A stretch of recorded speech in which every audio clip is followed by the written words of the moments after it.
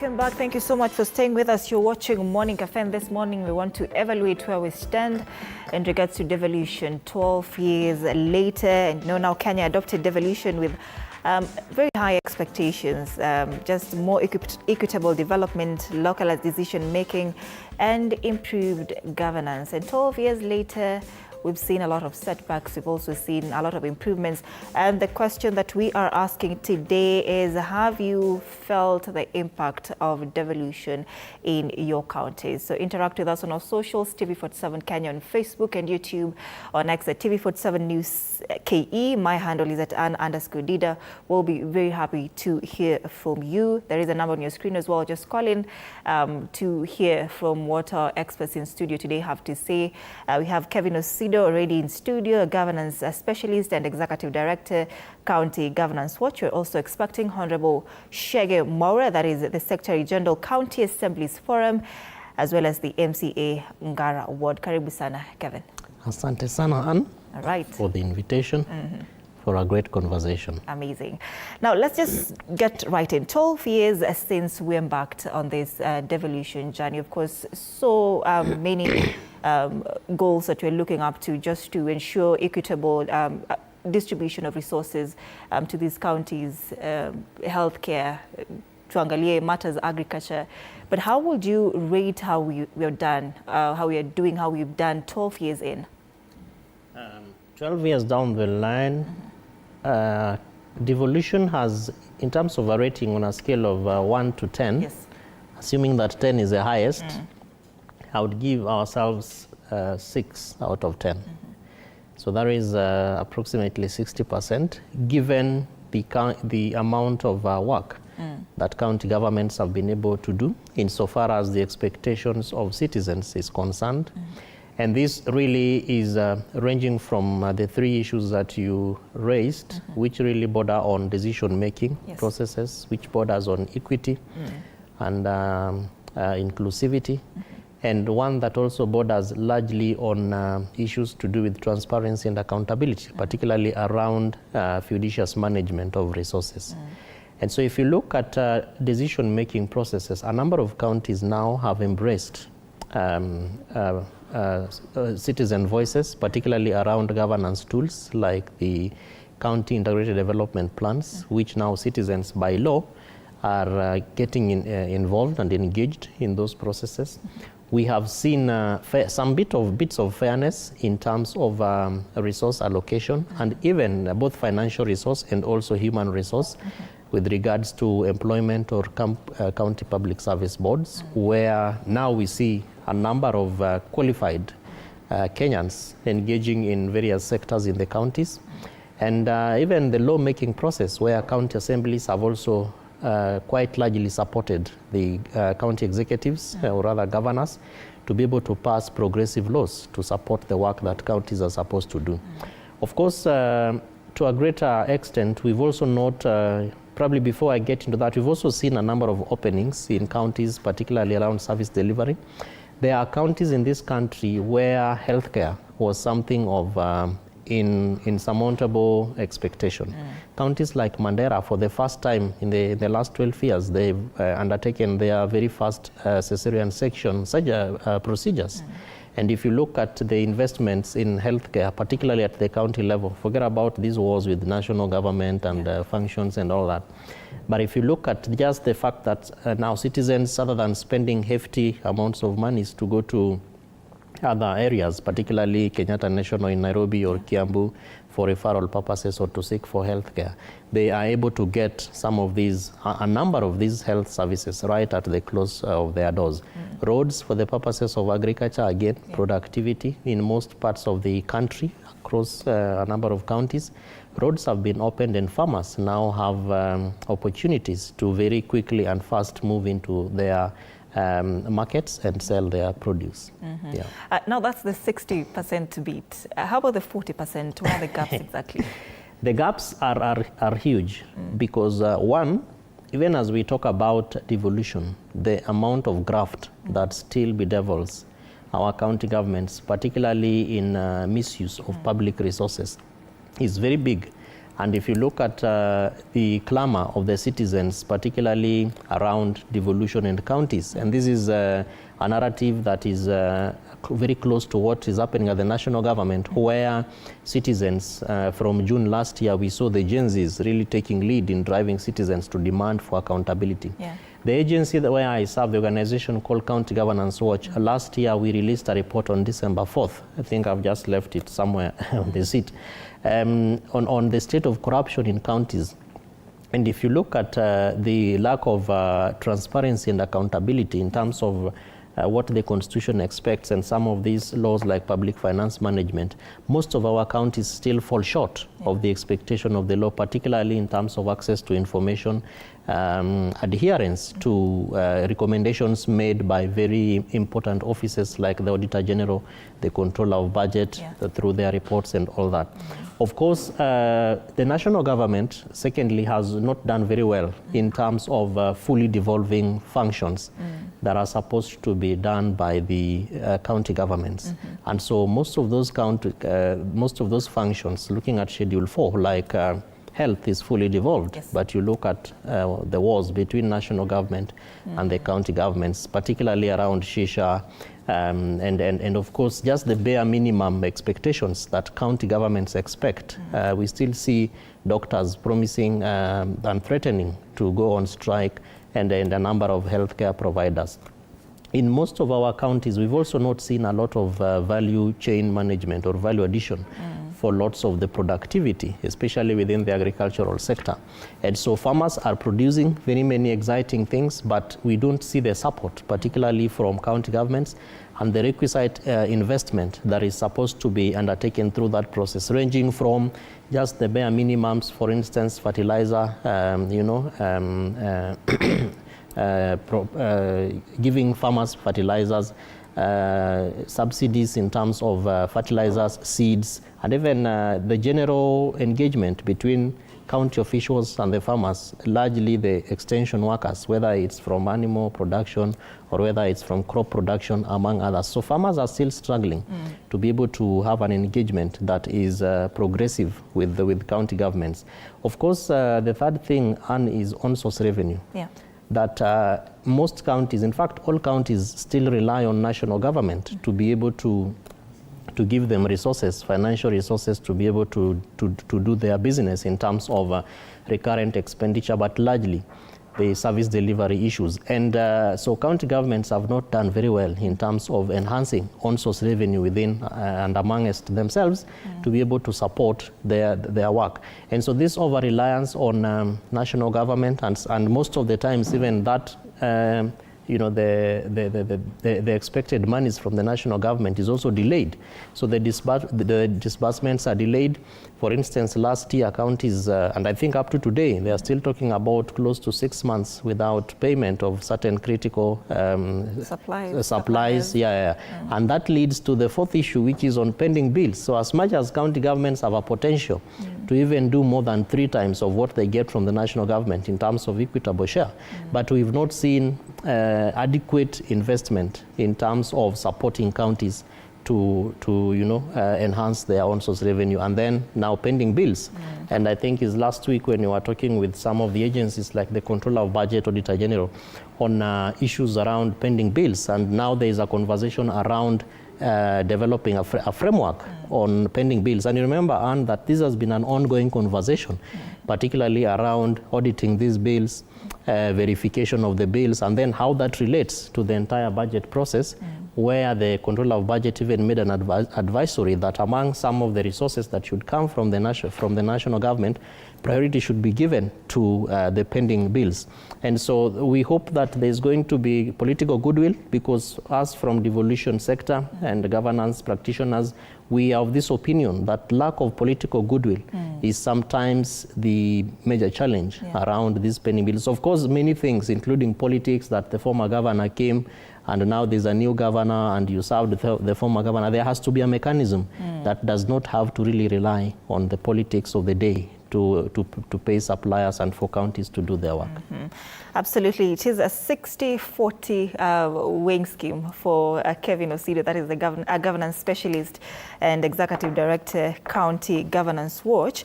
And remember, the question that we are asking today is, have you felt the impact of devolution in your areas? We already have feedback coming in from you guys.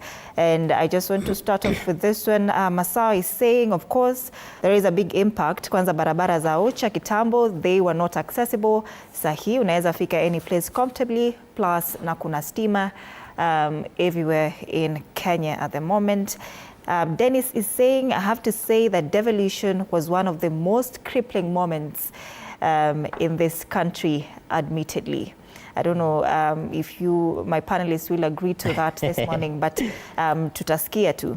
And he continued to say, look how healthcare is in shambles. The hiring process, very painful for him. Otit is saying, no, devolution has yielded nothing material-wise in Siaya County. I know this is an issue. And that is my county as well. What is wrong with Siaya County? We just need proper leadership. I think that is the bottom line. But you do agree that you're failing in Siaya County? Siaya has great potential that has not been fully harnessed. Yeah, and properly tapped into, and we hope that one day, in God's will, we will be able to have proper leaders. And in my view, it is quite shocking because the governor has been an MP for close to, I think, ever since I was born. He's been a senator for Siaya County, Inogro, and now he's a governor. So we do need to know what is happening. And interestingly, now the chair of the budget committee is also one of our MPs from Lagos Songa. So we hope that that might yield some positivity for Siaya County. Yes, I'm coming into to that now that you mentioned Samuel Atandi, and it's something interesting to us today. Yeah. And karibu sana Honorable Shege for making time to be here. That is the Secretary General County Assemblies Forum, as well as the MCA Ngara Ward. And when we're starting this conversation, I asked Kevin how he would rate us 12 years into devolution. He's on a 60-40 weighing scheme, 60 on the high, 40 on the low. I would love to know how you rate us as a nation in terms of devolution, on a scale of 1 to 10, 10 being the highest. First, thank you for having me. First is to say that whatever the score is a marked improvement from what we had from the days of municipal councils and other local governments. Moving into devolved governance system, I think it's a big plus. That's first. Number two is that, of course, I have a bias for county assemblies because that's where I represent. Yeah. In terms of generally devolution, I don't disagree with the 60-40 kind of thinking, because it's really work in progress. Devolved governance system is new. The national system has been there pre-independence, like Muzungu started it. So when now we came to self-governance in 1963, we were not inheriting zero. You are building on something.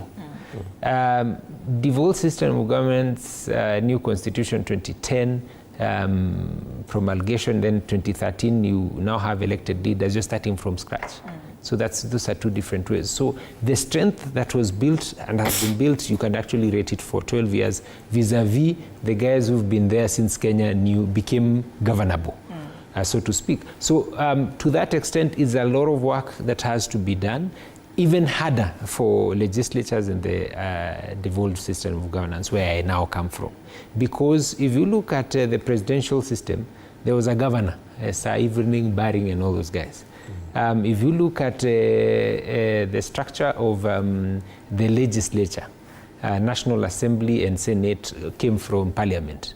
Before Parliament, there was even a LegCo, with Akina Tomboya and all those guys, Harithuku, the guys who are behind before even independence. And they've been building on that.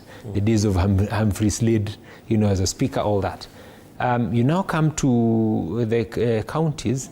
Governors inherited the system of the town clerk and the mayor roped into one, right?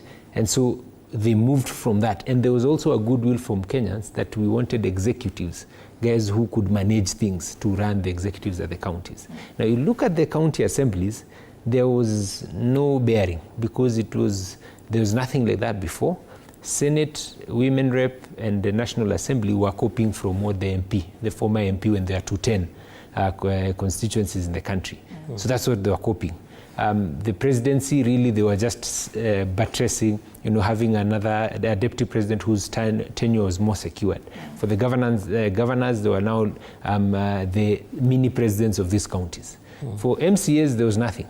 So the councils died, and one of the biggest disservice I keep on saying is Akina Algak, because they never saw their industry was dying, and they didn't do anything to facilitate to what possibilities would happen at that kind of level. So we are coming out. You can say Algak in full so that. Oh, Association of Local Government Authorities of Kenya.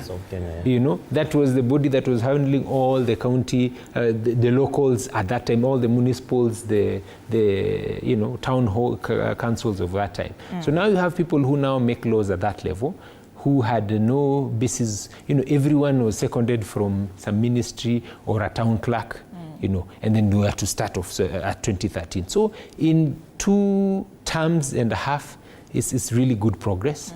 40 is actually, my take is actually a decent score, but it's really a lot of work. And County Assemblies Forum, I had a meeting of a General Assembly for all my members, KICC 2 weeks ago, and all these cameras were pointing at us, and they were there from 8 to 1, and the only thing that came on the media is when there was a scuffle that lasted 2 minutes. And then, there was nothing else you had. You didn't hear me speak. I had even a governor, Kangata had come. You didn't hear. You didn't hear Sifuna. Selling the 60%. You didn't hear. You didn't hear. By the way, there are 47 county assemblies. There's only one woman speaker who happens to be the chair. Even that is also not a story. I don't get it. So sometimes even the media, to some extent, also, they can be unfair to us, is fine, we are practitioners. But to your viewers, I think you also do them a disservice by not giving them the real stories that are happening. Just before I came in, I had Kevin talking about She and Sha. Yes. And the conversation is that the CS, control of budget, Akina Auditor General, going up. No one is talking about the health centers, the level 2, 3, and I am sure we have highlighted the health centers. You get the machinani. When they're talking about their dialysis and the chemos that are, having very big challenges back in those corners. And that's why we'll have a legislative summit. I'll talk about it later next week. And one of the topics is actually and Sha, but not at the national level, not at the macro, very macro. We want to know what is happening at that kind of level. So even the roads, I had one of your audience mentioned about roads. That's a good step. We are moving somewhere. Where the only of the 47 county governments, the only government that had a semblance of a proper engineering department was actually City Hall, Nairobi. So now that you can have all those Ushago places that they are also doing their roads, brilliant. We are moving. How about the 40%? Now that you're trying so hard to sell this 60%, and we are looking forward to hearing how much this 60% is really working for the people in these 47 devolved counties, of course. But what is the gap with this 40%? First of all, a couple of things. One, access to information. Let Kenyans know as much as possible what is expected of these leaders, including myself, so that they know if this road is worth X amount, is there value for money? So they know how to chase. Number 2, also government, disbursement, late disbursements. Like in the last financial year, I think by the time we were getting to 30th of June, government had not disbursed like 3 months, like 3 months behind. You get the point? So give these guys their dues in good time, and then now challenge them. Because what happens in that, if they don't do that, what county governments do, they go to banks so that they can pay salaries, get very hefty overdrafts. And that money of overdraft, those interest rates, are what would have been money for development that now has to be done so that recurrent can be able to be operationalized. So let's get our act together in terms of giving people timely disbursements. And then number 2, getting the citizens also aware enough to know what are we chasing and to what is good. What's a good road and how much does it cost? Yeah, and then now what you had and vis-a-vis what you are getting, is there value? If there is no value, what are the mechanisms that they can take? Those kinds of things, so that now people are able to be part of the governance stuff. I think that would help a lot. If you look at now Kenya at the national level and the challenges you could say the president is handling is because of a very aware, a very aware citizen. You do something, chapo, in social media, and guys are with you. You get my point here. So, and I belong to the ruling party, but you cannot now escape scrutiny, and a lot of it. Yes. You get the point? So it's good. Now I had the leader of the majority and the leader of minority at the national government talking about disbursement and the committee of budget and all those kinds of things. Now people will be asking, Abu, let's know the committee members how much they got in their constituency vis-a-vis the other country. Yes. So now, guys, people are going to take you toe by toe. And I saw actually that comparison being done on internet. So people also need to know that progress is incremental. Late President Kibaki came, free primary education. After 20 years, you realize literacy levels are over 90%. So there's no one to kid around that they can't read, they can't do research. Kenyans have really caught up with access to information and that kind of thing, and they can also decipher for themselves. So a Form 4 leaver is not our Form 4 years of 20 years ago. This guy is able to get access a job, those online jobs and all kind of things, and can be able to skuma a bit of scrutiny and how governance is supposed to be done. All right, you're talking about communication or information barrier with these counties, but public participation, which of course is a legal requirement, you have to of course engage the members of your counties before building a school, doing anything. But do counties genuinely listen to the people, or is just a rubber stamp exercise that public participation was done, but not much consideration is given in terms of the views of the people? So, in terms of access to information and public participation, again, the beauty about our system and country is that we are quite very highly, it's called litigious, too much legalese. Everything we do is legal. It has to be a law, there has to be a policy, there has to be a program. And if you do not do it that way, we will sue you. So utaambiwa tutakupeleka kotini, the citizens will petition you. So even on access to information, for instance, we have an entire article 35 of the Constitution that talks about access to information. It is the expectation that all the 47 counties must have what is called Public Participation Act. Of course, some of them still have not enacted that particular good law. And we also have very instrumental offices that are also supporting governments and agencies. For example, the Ombudsman, the Commission on Administrative Justice. So we have a number of other agencies that also are supposed to be brought in when it comes to citizens' access to information.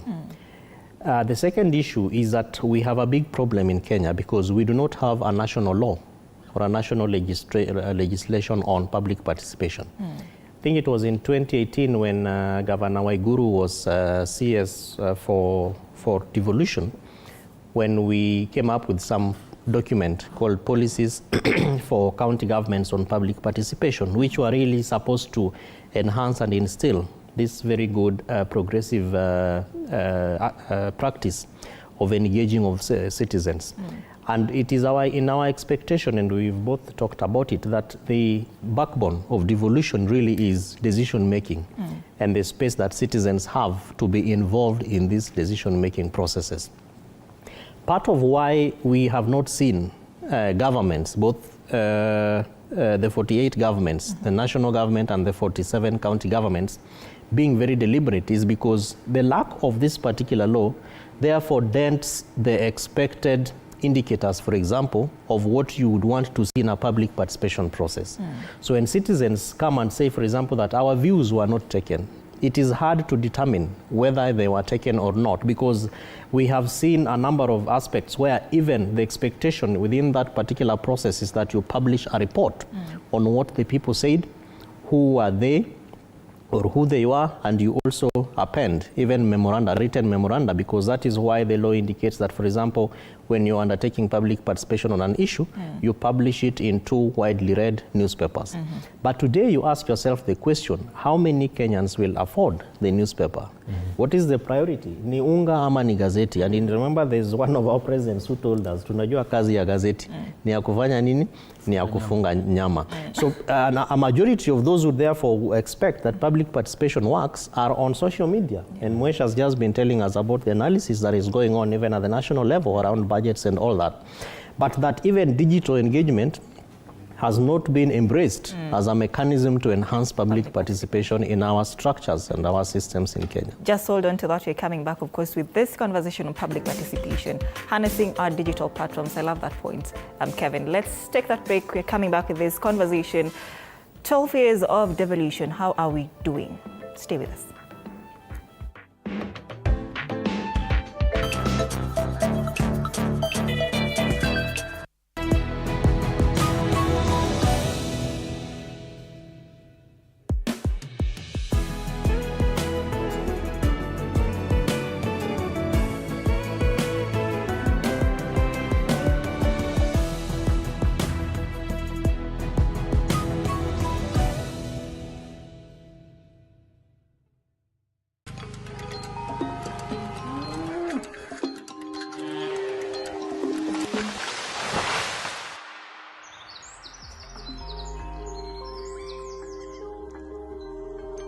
Our world is changing every day, and so should we, for the better. Each week, we tackle the big why, the question that should be on everyone's mind. Why isn't this fixed yet?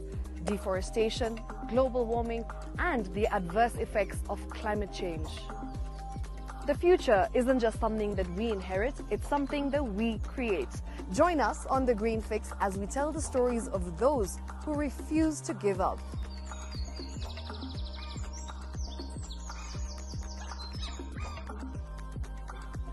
When it comes to fixing the planet, there is no time to waste.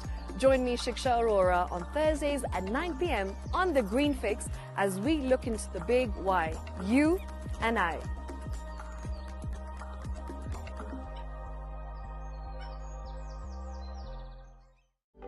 For comprehensive information and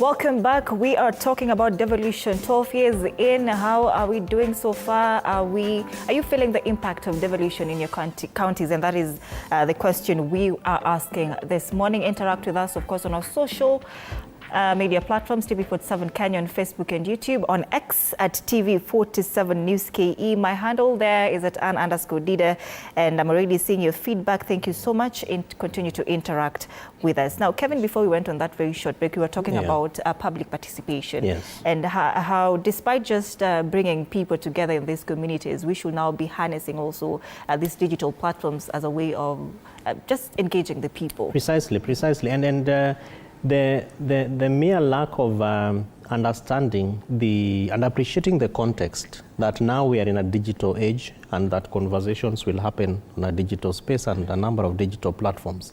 So governments also must, embrace that particular change. And so when you hear, for example, that we have a CS for ICT and that it talks about opening, internet hubs across the country, that you have the president talking about hundreds of thousands of miles of internet, fiber optic, and you go into very big markets, including even Ngara, and you want to ask the governor of Nairobi, do you have free internet in Ngara? And look at the hub, just that a small space called Ngara Market, and the amount of what you can do, from heavy big TV panels to just free internet. You record the governor and his voices are out there. MCA for Ngara, his voice is there in terms of what they are doing to hold the government accountable. So sometimes I probably imagine that our leaders have not taken time to think properly and to think progressively. Because most of these things, they don't have to be heavy in terms of financing and all that. But there are practices that can be able to boost citizen engagement in governance processes and in performance of government. And through that, you also publish your reports. Organizations like County Governance Watch, TISA, Kenya Human Rights Commission, Uraia, among many others, engage with governments, or rather county governments, on a daily basis. And if you look at the amount of information that even the citizens do not have, some of those reports even have quotations of what citizens said in some public participation meetings. But they're not even aware that they are being quoted. They're not even aware about that their photos are in some of those reports because they've been put in some drawers, having been heavily budgeted for because you want to print something like this instead of just putting it on your website. So like the report I was referring to earlier on looked at even availability of county websites and how they work and what amount of information is put in those kind of platforms. There is no business putting a whole budget of 600 pages into a county website when you know very well that you have not capacitated the citizens to be able to read. Why not break it down into an easy to read, a simplified version, a mwananchi version of a CIDP of a county?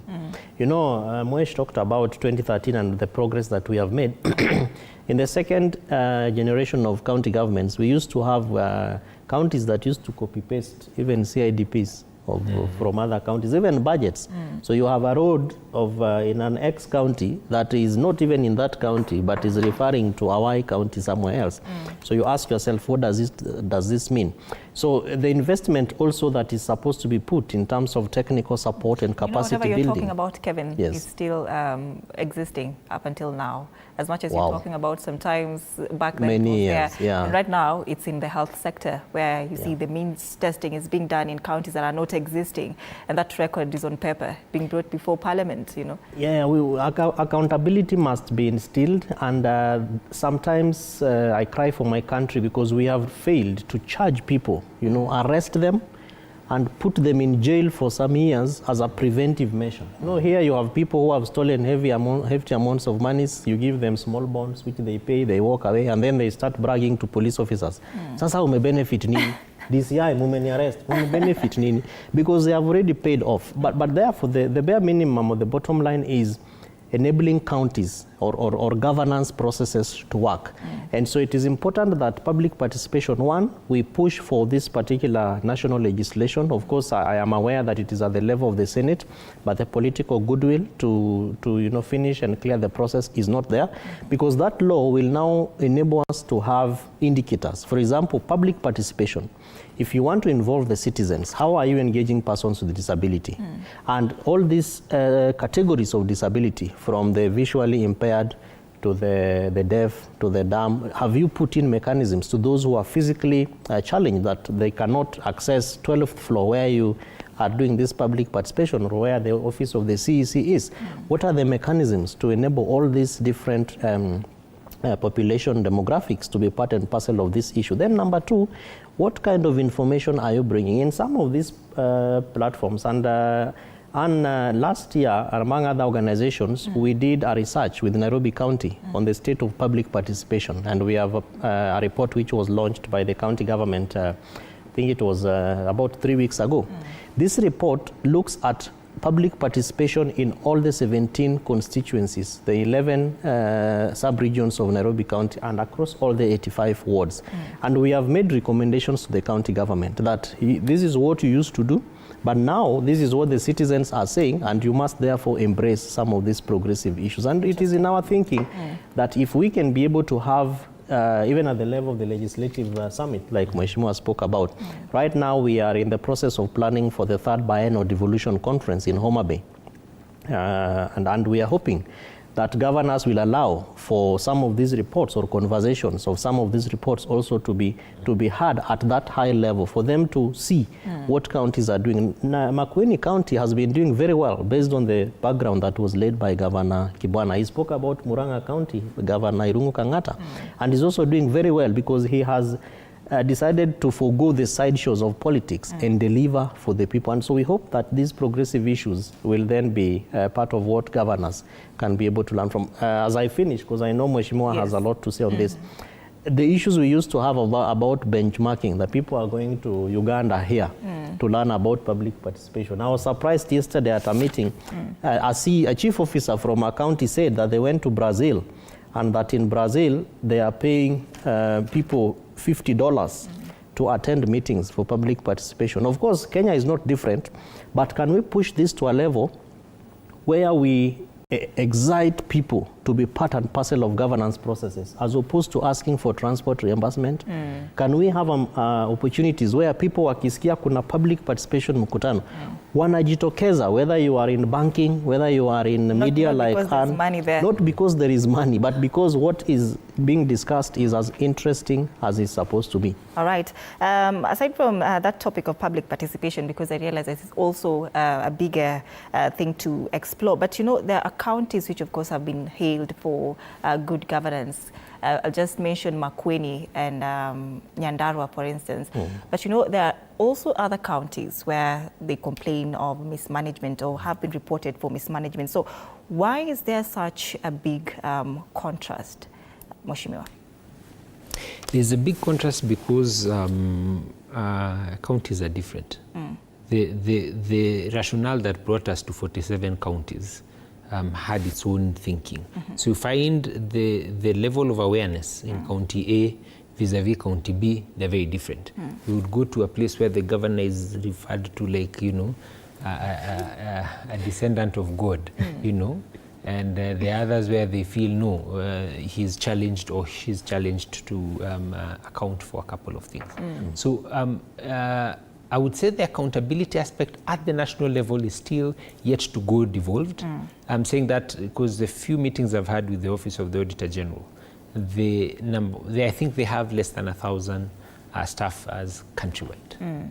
And the kind of workload that they have in terms of investigating government public spending is enormous, because just Nairobi alone, I chair the Public Accounts Committee of Nairobi, just like a month they brought us like 22 reports. Why? Because in our previous reports, of course, after giving us the generalized financial statements, and then of course we actually wanted to know if there is an entity within the county that receives money and spends at source, then it should be audited separately. And they agreed. And so all of a sudden, Mbagathi, Mama Lucy, Pumwani, all these, you know, parastatal-like hospitals which belong to the county are now audited separately. So you get the point. So the level of scrutiny now changes, because if it's in one ballpark of financial statements or receive of revenue, you know, CRF, County Revenue Fund expenditure, it's so easy to run away or hide in those many detailed book. But now when it's spread like that, then accountability goes, and it goes up higher. But then also it also behooves us that the county assembly also needs to have the necessary capacity to be able to churn out these 22 reports within the stipulated timeline, so that by the time another report is coming by June, at least you've done some justice to this. That is number one. And then what are the linkages between the county governments or the county assemblies and maybe Senate? So the conversations I've had with Chair Park at the Senate, Senator Kajwang, is that let me do the primary oversight. Then when you are investigating Nairobi, do like an appellate process where you oversee what we did in the reports and you have your questioning going around that. Now, if you now compare what maybe Nairobi is doing with the Senate vis-a-vis the other 46 county assemblies, you find there's a disparity. And why? Because usually PAC is chaired by an opposition member. So in Siaya, if there are 30 assembly members, the opposition is maybe an independent guy or one or two from fringe parties. So for them, you know, they even got in there, they're shocked they even won. You know, so now putting up a team to oppose a hugely, government side that is very populated on the other side, it becomes a big challenge. So it means that oversight now needs to rethink and reorganize how the outlook looks like, synthesize those reports and digest them so that at least there can be some justice for the assembly, so that even when you're doing public participation, now when the public is coming, they're also able to follow through what you are doing. If you're not able to, then it means some things are going to slide. Now, in the same example, when you now have a meeting with the general, you are even doing well. That's why I'm saying 40%, even as you think it's low and everything, is a lot of work. Because for them, they are like, in the days of Kenao, those guys didn't even know what these reports were all about. They were just gathering dust. The fact that they can even be tabled in the House and get some debate and get some traction. And then now you see at the Senate level, some governors being called, some speakers being called, and some processes going on. It's progress. The governance, and my friend here does a governance watch, is surely a very slow process, work in progress. That you celebrate 2 steps. Like a kid is trying to walk and say, yeah, like that. That's how you're supposed to look at devolution. But when you talk about counties being different, and that's maybe why there is a very stark contrast between counties doing well and those that are not doing well. Is this just an excuse for poor governance? Because we have a report by the Control of Budget and the Auditor General where they're saying that around 60% thereabout, there's something that was missing there. Funds that were allocated. So is this an excuse for poor governance? It's not. It could be an excuse, but then I'm saying you look at it both ways. Look at also the capacities you have. But then again, you are also saying that the only way it's going to work is you have a miraculous or generally a bright guy who comes in and puts up a team that can be able to handle. Now the problem is the system that we have. You have this guy who's not done a lot of teamwork and kind of thing, and all of a sudden has to appoint a cabinet. Half of it goes to is balancing sub-county regions and political dynamics. And then now it comes to delivery, this team is not able to move. And those are the challenges we are having. So yes, you can hide around whatever, but even if you look at the areas that you are mentioning, if you look at their governing structure, if you look at how they even chose their people who would be CECs and all that, you'll see a marked difference. But for me, I think the thing is media also needs to come in because you have a bigger reach. This small area that no one knows about, you're able to amplify to the whole of the country. And I still insist these conversations must be spread. The reason why we got this democratic space this open, again, it was because of the media. Right? Because people now are able to chambua and have these talk shows and people talking about governance. So when we were coming in to look for votes, it was a bit, people expect, those days when you were coming in, first of all, you came from when the young people were not supposed to be anywhere near leadership. All of a sudden, there was some reception because you look like you understand this new constitution. It was good progress. And I would say the work of the media also in the process of engaging citizens, educating citizens, because the budget that's supposed to go to IBC, your guess is as good as mine. Who gives them? They're supposed to be doing public participation, there's civic education between this election and the next one. Now, how long are we from 2022 and how long are we to the next election? What kind of public participation or citizen engagement as far as electioneering is concerned? Almost zero, because there's no even a So that kind of a thing, somebody must step into the gap. And for me, places like media, I still encourage you to do much more. Have these kinds of conversations all the time, so that even, nowadays, this conversation, maybe the people who are watching are X. Then you throw it in your social media handle. It gets, times 10 people who would not maybe watch this time, they'll watch another time. So that conversation needs to keep on going. And I sense some desperation, in terms of, it's going too slow. But political processes, governance processes are that slow. As long as you tell us as the media that we're not exciting.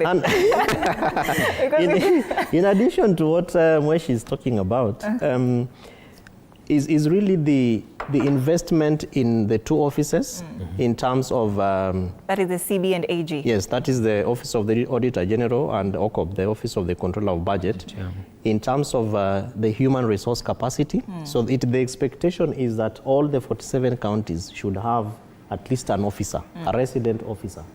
In Siaya County, for example, I have engaged with the Office of the control of budget, and not just in Siaya, but across a number of counties. So that investment in terms of the availability of the office, and why that is important is so that the officers, like Mheshimiwa talked about the Public Accounts Committee, that the presence of this officer needs to be made, needs to make the process of understanding that report easy. Because the report has opinions, it has recommendations, and what they saw which they liked and what they didn't like, areas of improvement. Now, a lot of times there is no one to sit with the office for them to explain what they mean by their findings in the report. So like you're talking about the 60%, maybe it is just accounting documents. A receipt here is missing, somebody was paid twice, you need to explain or return back some money. And so that is missing. And that is why as County Governance Watch, now in partnership with other organizations, we have decided to get out of the boardrooms and engage with the citizens. So for example, on next week, but 25th of March, we will be in Kisumu to engage with the Lake Region Economic Bloc counties in terms of understanding the reports of the Auditor General, understanding the reports of the Controller of Budget, the place of the county government, and a number of speakers have confirmed to be there. We are looking for your colleagues now from PAC, from across those counties to be part of this conversation, and over 150 citizens drawn from the counties to just come and sit and ask, kwa nini hamutilii mikakati nzuri katika hizi ripoti? Why, when they say, for example, that your audit is fair, what does that mean? Is it that you have done good things? And from the eye of the citizen, who, for example, don't see the services that are being delivered, how do we merge and marry the Auditor General's report and the Controller of Budget's report against the budgets? Because citizens now can access those budgets and they can crunch them and they understand. But when you say, for example, that you put up a market, which the Controller of Budget or the Auditor General flags and says that market is not there, or you are saying you spent 40 million, but this market from our papers that we have and from what the citizens say, the one there was no service charter, that board that they normally put, which is a requirement from public finance management that it has to be put for citizens to know how much is the budget, how long will this start and when will it end, and who is building it, you know. So those are some of the things that we are seeking to have the citizens understand based on these particular reports. But from national government and the political processes, investment in those offices is very, very important. There's a reason why he mentioned KENA, which used to be the Kenya National Audit Office, which has now moved into the Auditor General's office, in terms of the robustness and the fact that now is no longer just auditing one particular government, which is the national government. You have 48 governments, 47 of them, and one national government that also has more than 22 different departments or ministries. The Ministry of Agriculture alone has more than 71 parastatals, I think. And so for just one small office to be given that mandate, I think is quite at all.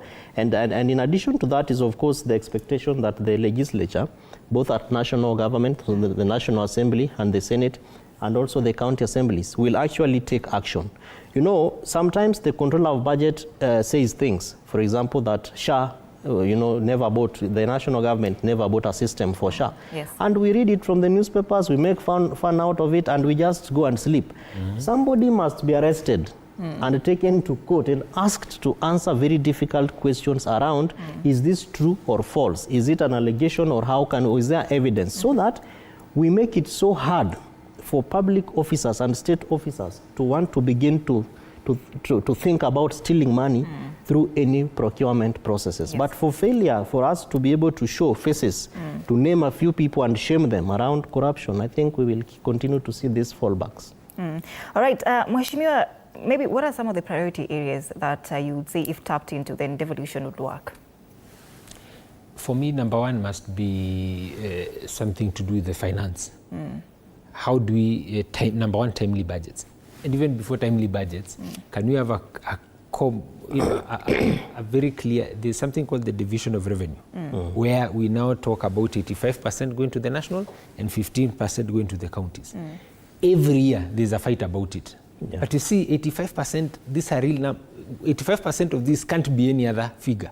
Now, but the figures now become of the previous audited and past reports, so that we are now 5 years behind. So the 85 of the 15% is not of the current. Yeah. So there has been all that fight and all that time. So there will be a delay always on the agreeing who gets what.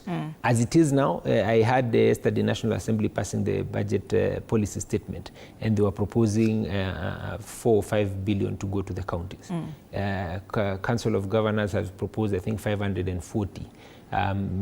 Commission of Revenue Allocation has proposed, I think, 450.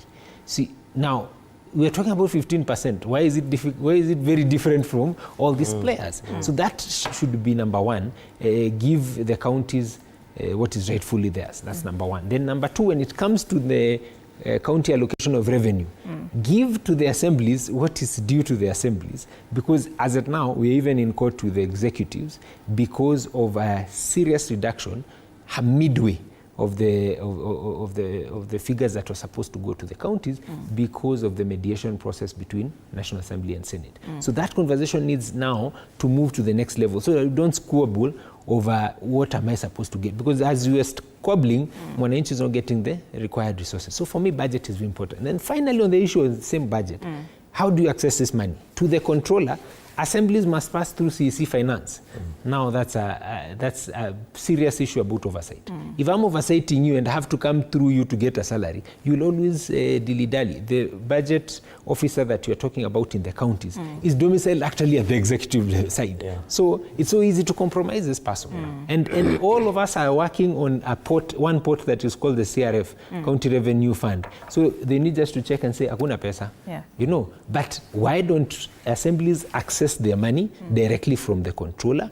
If they misuse, the Auditor General still is auditing both sides. So let everyone receive what is supposed to be gotten from them. And then number two, the corresponding audit needs to happen in two. Then number two, that is as far as budgets are concerned. Number two, again, access to information. This information needs to be spread as much as possible, as frequently as possible, and that's why I'm saying our biggest ally here is the media. How do we enhance the media to be able to give citizens, because you have a big constituency and a way of breaking down these things, bringing other people who can also synthesize these things so that the citizens can also explain. You know, Mheshimiwa, CAF, the County Assemblies Forum that you lead, and County Governance Watch, you need to sign an MOU with TV 47 and Radio 47, so that we have a segment on just completely. So we completely. need to Now we are get talking. the right people, the right people to... Agreed. So that you know what's happening in Turkana. I mean, in a whole year, you can have these pockets of corners in the country and actually see what they're supposed to do. That's as far as citizens' engagement, you know, information. Just before you continue, Mahesh, Yes. I would love to get your views, Kevin, on the independence of the county assemblies now in regards to holding the executive accountable. Because we've seen sometimes these MCAs, they impeach these governors. But we've also done reports where there are allegations that these impeachments are being maybe spearheaded by watu wakubwa, you some see? people, yeah. So how would you assess the independence of the county assemblies? We've done well. We have tried, especially from the county assemblies side, and because that assessment would probably be linked to the functions of the county assembly, because you know what you are referring to is political. Yes, it is oversight, but is politics in oversight. But the core of their functions is, of course, legislation. So we look at the number of laws that, for example, a term or in a quarter, the county assembly has passed, or policies that have been approved from the executive through the committee, the county assembly committees, because each of those executive offices have a corresponding county assembly committee, even sports, education, whatever it is, and public finance, among others. Number two is the level of representation, and this we are very, very keen on. And you see, because as an organization, we also train citizens on petitioning processes. So writing letters to governors, writing questions and what's working, what's not working. And we normally copy the clerk of the county assembly and the chair of that particular sector. So if it is roads that are not working, like in Nairobi we saw post the floods in April last year, we wrote just one letter and copied the governor, sent to Kura, and you see the amount of work that is now going on. From inclusion perspective also, because they have a social protection committee in the county assembly, we ask citizens to ensure that they engage with the chairs of particular sectors. If it is persons with disability, there are 2 nominated members of representing PWDs in the county assembly. They have to come to the fore. So in terms of what you're calling politics in impeachment, that is largely true. In fact, I'm sure even Mheshimiwa will not deny that it is true. But however, we move it further to look at the benefits, the accrual benefits of those particular processes. And that is why, in as much as it could be true that there are certain underhand dealings and very powerful faces behind some of these impeachments, there is another oversight role or body called the Senate that has also to sit and verify. And that is like a judicial process where you come with evidence. Kama ni SMS ulitumiwa ya kukutusi, unakuja unasema you sent me this SMS on this day and this is what you said. So it is a serious legal process that is going on, because from that process we have seen people even going to propose to be going to jail. Like now the former governor of Kiambu has a very strong case based on his impeachment and all that. So why I'm saying that we have made quite some improvement is that we no longer see these wars at the county levels between the county executives, particularly the governors and the county assemblies. Because as we spoke about the 60%, there are lessons that we are learning. That even to stand and be the person proposing the motion on impeachment, there is so much that is expected from you, like we saw with my good friend Mwengi Mutuse, that citizens would also be watching to look at your character, your demeanor, and really the level of evidence that you have. So that if it is not proper, then your people might not vote for you again, both at the gubernatorial level. If it is proper that you are impeached, you go. If it is just fallacies, because remember that petitions are also presented at that particular process. Citizens are expected to be part and parcel of that process. So even MCAs are now beginning to learn that I cannot be used just like that I can't just be given 2 million, that I can't just be told, peleka hii impeachment motion. There is a very high demand and higher level of expectation from you as a mover of that impeachment motion. But of course, even as much as I say that we are learning some things, these issues are still true, that now MCAs probably no longer want to or wish to impeach their governors based on the political heavyweights, but largely on the budget process. All right, our time is up. Our time is up, and that's let me add we've something. eaten into 5 minutes of their time. This conversation must balance between the counties and national government. If they're saying assemblies are impeaching people because of watu wakubwa, what happened to the DP fiasco at the national level? Was it also from mutu mkubwa? Is the point? I mean, you look at it, if they were influenced, they also look at what happened at the national level. So you are independent? No, I'm not saying it's independent. You can't just cast aspersion on it. It's across board. It's across the 2 levels of government. So that if there's politics, yes, there's politics there, and also politics at the top level. So it has to be looked at it, not like tule tumutu tudogo na tu shetani twao. No, it's across board. That's number 1. Number 2, we are 2.5 years in. How many impeachments have you seen? I think it's Meru, Kisii, I think Nyamira. Only one that has made it through. The others are for deputy governors. So it's a lot at the national level. 1 for so 1-1. What's our? All right, thank you so much. That is Honorable Shege Mwaura, Secretary General County Assemblies Forum, as well as the MCA Ngara Ward, and Kevin Osido, Governance Specialist and Executive Director, County Governance Watch. You're talking about 12 years of devolution, the progress that we've made and the setbacks that are still there that we need to maybe just ensure that they are closed. So that brings us to the end of this conversation. Up next is a Fitness Thursday. Stay with Morning Cafe. My name is Anne Odida.